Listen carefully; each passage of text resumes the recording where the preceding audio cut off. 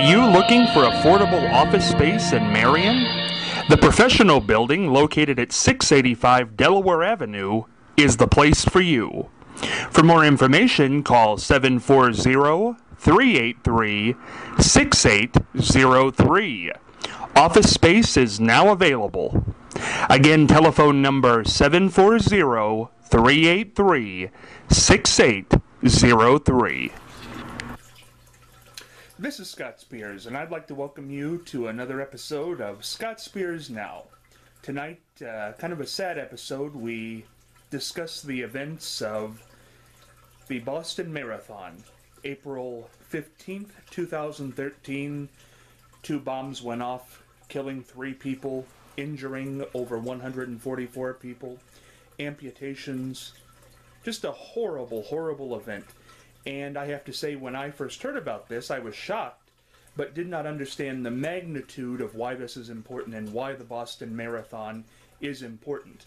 I called one of my dear friends, longtime HBO boxing analyst, Larry Merchant, but also longtime sports analyst.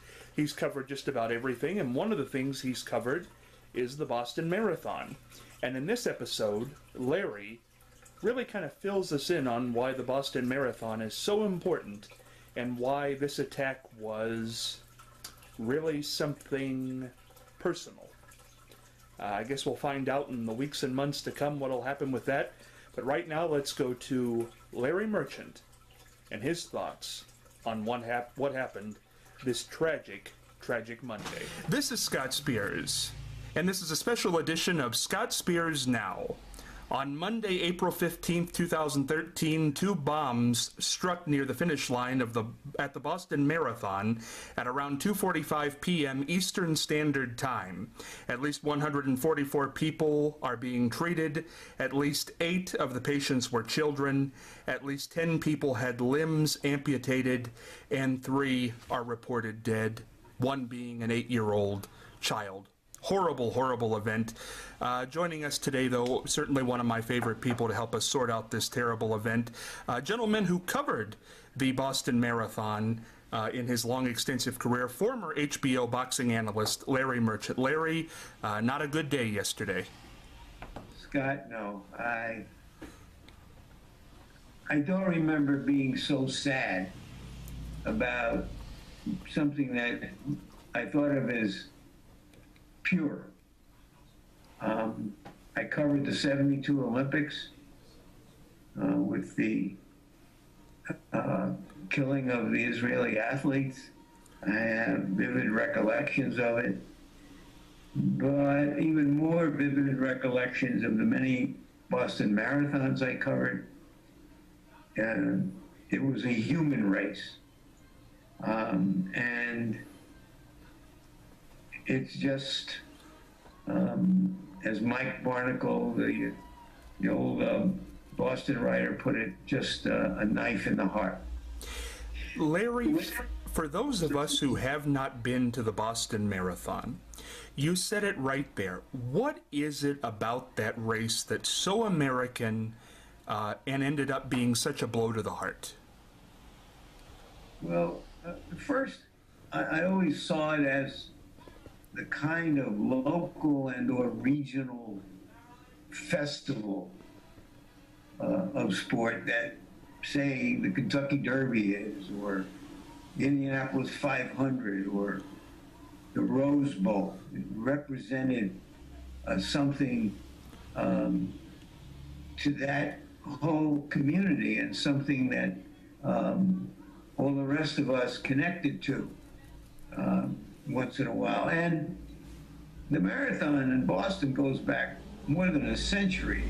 Things like New York and Los Angeles marathons are just modern, very contemporary spin-offs of that.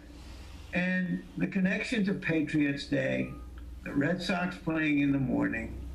I can remember driving out to Hopkinton, where the marathon begins, and there's a big old gymnasium there.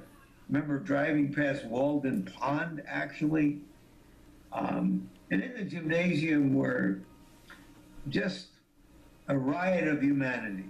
The serious runners, the world-class runners, getting ready to prove themselves again on what was then really the biggest marathon stage outside of the Olympics, ready to challenge Heartbreak Hill and the elements, and all the rest of the people who just came there as to testify in some way about themselves and about the race.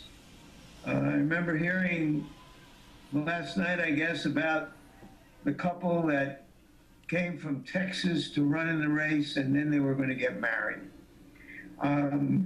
It seemed like a variation of the many, many stories I heard about people coming from all over to participate in this. And of course, the community's response and the vibe that went on, that we all get this somehow. It was back in the day that I started to cover it when, was his name John Rogers or Tom Rogers, who won it several times, one of the last of the Americans to win it. There was an old guy named Kelly, I think he might have been a fireman who had won it many years before, who still ran in the race. There was a press bus that followed the leaders. I remember at one point an official jumping off the bus to wrestle a number away from a woman before women were allowed in the race. Huh. The Rosie Ruiz incident, where she apparently took some shortcuts as part of the lore of the Boston Marathon. And it represented to me, both personally and professionally, what I always thought sport should be. Not just watching the elite, but that everybody participating in it. And their stories and the humanity and the humor of the event. I remember that one time there were a bunch of girls from Wellesley College perched somewhere along the way, and they were carrying signs, and a few of them were stretched appealingly on sofas, and they were waiting for Eric Siegel. Now, Eric Siegel was the author of the bestseller Love Story, which later became a very popular movie.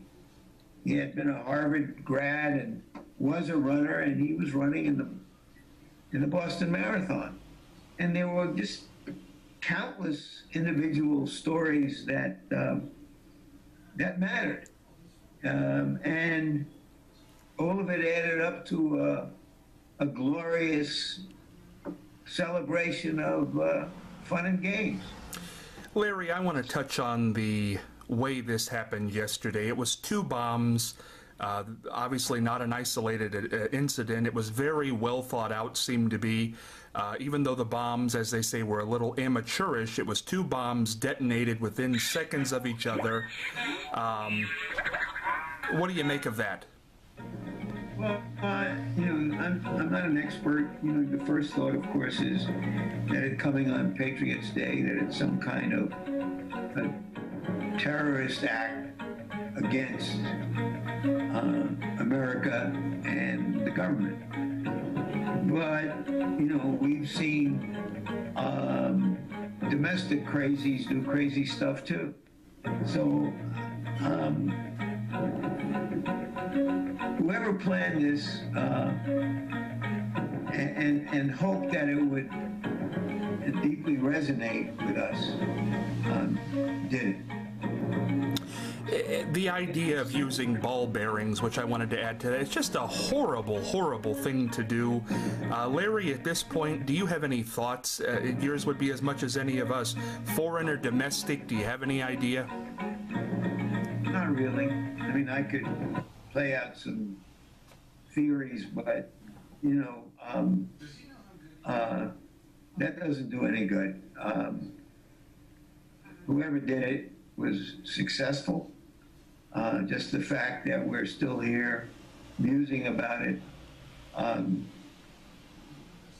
trying to figure out what this is all about, suggests that it was well planned. Larry, is this just life now as people suggest it? Not that this is going to happen every day, but these things are going to happen at big events. Well, wars are not carried out anymore by masses of troops charging across fields on horses or on foot or out of trenches. It's a different kind of warfare. Other countries, societies have known this kind of terrorism from within and from without more personally than we have. That's why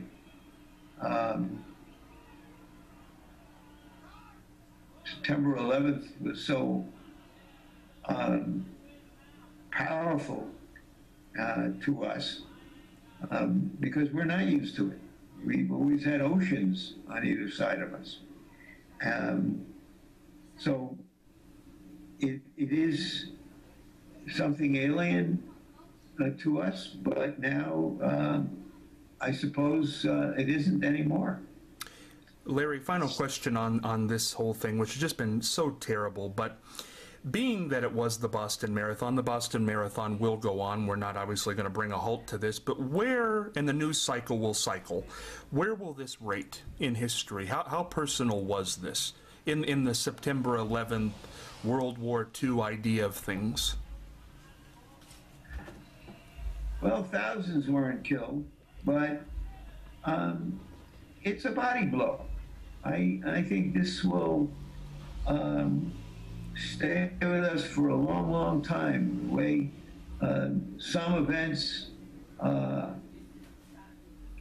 seem to be absorbed into ourselves. It's bigger than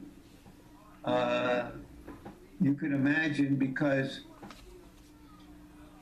after Newtown, you would think, well, what could be a real disaster? And relative in terms of injuries and deaths, it doesn't measure up to that. But in terms of the symbolic importance, it will go way beyond the test of time. I think you're exactly right, Larry. While I have you here, I just want to get your thoughts on two quick other things. One just happened moments ago. Pat Summerall dies at age 82. The voice of football. Do you have any recollections or thoughts on Pat Summerall? Well, I saw Pat Summerall play ball half a century ago. And I had a casual acquaintance with him professionally, and I always thought he was good at what he did and a good guy. John Madden referred to him as the voice of football, which is kind of nice. Larry, right before I lose you here, and I wanted to make this quick, a lot of people made mirth that maybe you and George weren't on the best of terms. I didn't get to hear the call of what went on. Is that just rumor? Just, friendly disagreements over the years? Well, yes. I mean, we agreed to disagree on some things, and it would have been unnatural not to. He is a former champion, an athlete. I'm a journalist. We come at things from a different angle of vision. And sometimes those angles of vision were different and collided. And that's what made for good television, because it was real. But George and I, no, we had no personal animus, and and we had a happy reunion in Macau, of all places. Well, I am glad to hear it. And Larry, as you know, I'm so glad you didn't go into retirement. I know you don't use the R word, and don't use it because you're looking pretty good today. And happy belated birthday, and thanks for coming on with us. Thank you again, Scott. Take care, Larry. Bye-bye. Hope you've enjoyed this episode of Scott Spears Now with Larry Merchant, discussing the tragic events of Monday, April the 15th, 2013 at the Boston Marathon. You know, I was thinking a lot of things are associated with the city of Boston over the years. Certainly the Boston Tea Party, the Boston Massacre, and that almost can be synonymous with what happened on Monday, because it certainly was a massacre. We hope everybody is able to recover as well as they can, and the Boston Marathon will go on, and the people who did this will be brought to justice. I hope after watching this episode, you have a little clearer picture of why this was so personal and so important. Until next time, hopefully in better circumstances, this is Scott Spears, headed for the dugout.